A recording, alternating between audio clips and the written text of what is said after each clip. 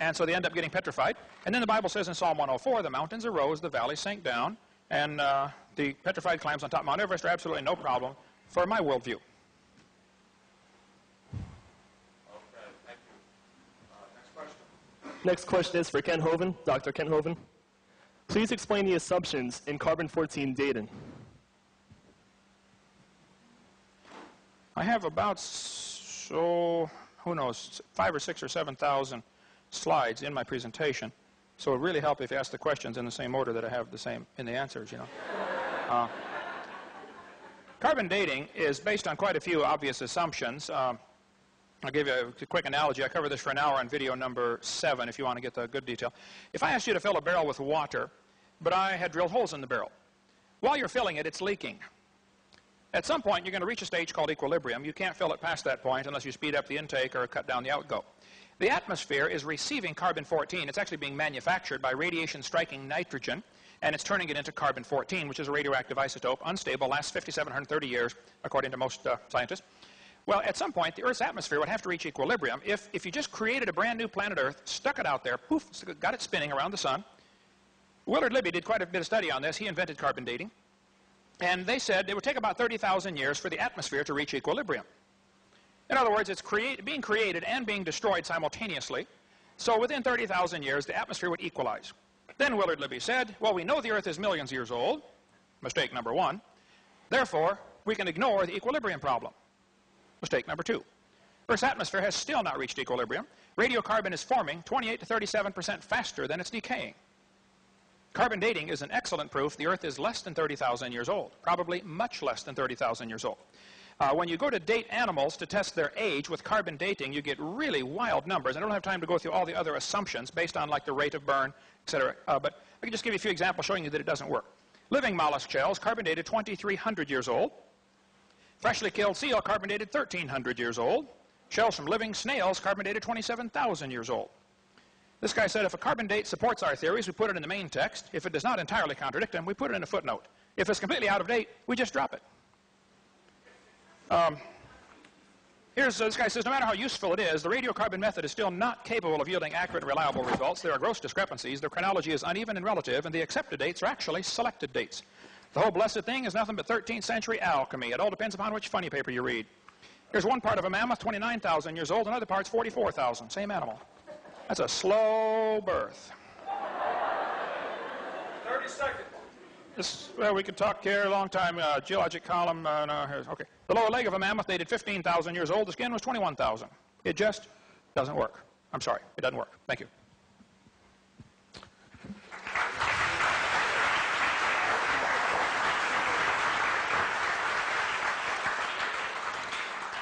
Dr. Trivers.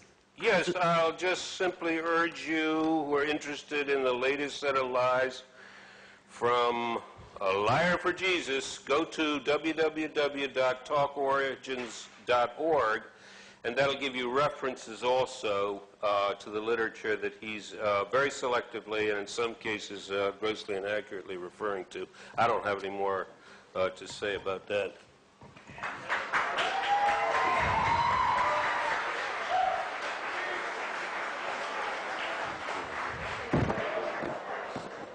Question for Dr. Trivers. As a scientist myself, I would like to hear evolution's explanation for trees that stick vertically up through many sedimentary layers that evolution says were deposited over millions of years. I don't know the phenomenon you're referring to. Fossilized. Oh, my Lord. Whoa, my God. He doesn't know a phenomenon, but I'm honest. That's all I got to say. I don't know the phenomenon he's referring to.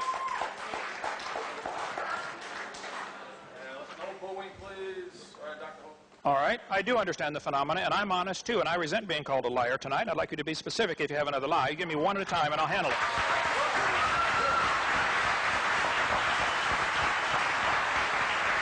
You're a liar when you say no one has found a single beneficial mutation. You're a liar when you're saying that someone with a beneficial mutation is someone else with a beneficial mutation.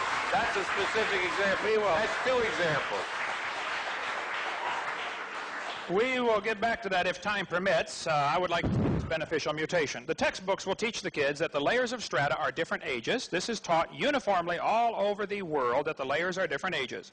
And yet all over the world, in Germany, France, British Isles, Nova Scotia, California, and several eastern states, petrified trees are found in the vertical position running through multiple rock layers. Yellowstone has 27 consecutive layers of these trees at Specimen Ridge. Standing trees in the petrified trees in the standing position running through multiple rock layers is proof positive the layers are not millions of years different in age. In central Alabama, there's a large coal field right there. You can talk to Dr. McDonald, who's a geologist who works there in that coal field, and he will show you dozens of petrified trees that were found standing up, running through multiple rock layers. The kids have been taught for years that the Blue Creek and the Mary Lee Formation are different ages, and yet when you put all the fossils together, you get sample A, B, C, D, E, F, G, you can prove positively those layers formed quickly. Petrified trees 30 feet tall found in Cookeville, Tennessee, standing up. Joggins, Nova Scotia is famous for its petrified trees in the vertical position. They're called polystrata fossils. Why students are taught, why people are allowed to teach that each of those rock strata are a different age, I don't know, but they are not. It is not common sense. Sometimes the trees are upside down running through many rock layers. Well, They are not, the rock layers are not different ages, but the whole theory of evolution rests on the assumption that the geologic column is accurate. And that was proven, that was developed by Charles Lyell and others back in the 1830s, way before there ever was a carbon dating, argon dating, or rubidium strontium dating, or any other thing else. Okay? Okay, next.